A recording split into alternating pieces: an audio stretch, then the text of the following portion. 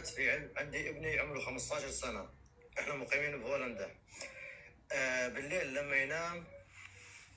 لما ينام بيطلع صوت مثل صوت الشخير، بس صوت عالي كثير. اذا هو بالدور الثالث واحنا بالطريق بنسمع صوته مثل صوت الشخير، ومثل العروق على الجنب رقبته بتظهر.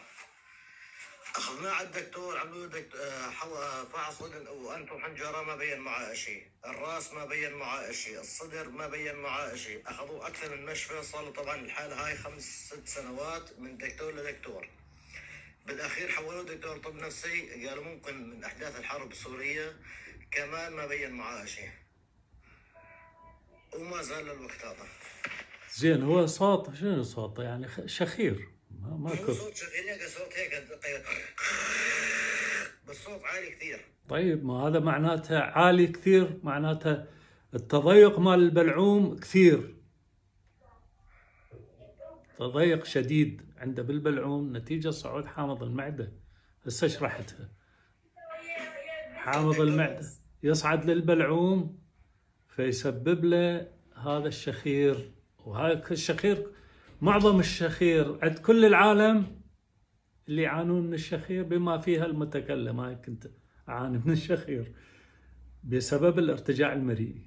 دكتور مو شخير مثل الشخير هيك يا حبيبي، هو شخير، قلت لك صوت يطلع مع التنفس يسموه شخير. افتهمت؟ نعم. خلاص، شلون تحله؟ لا تخلي حامض المعدة يصعد للبلعوم. شلون الطريقة؟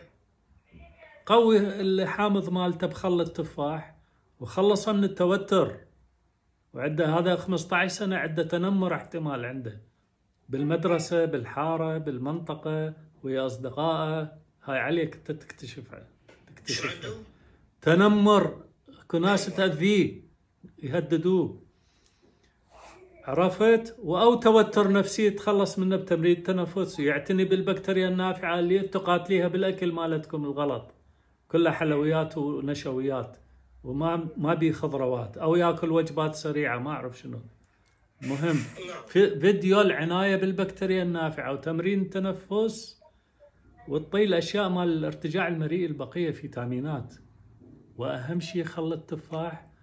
وبالليل خلي له من ينام خلي له وسادة عالية، أو ترفع السرير من يم راسه، ارفعه حتى ما يصعد الحامض للبلعوم.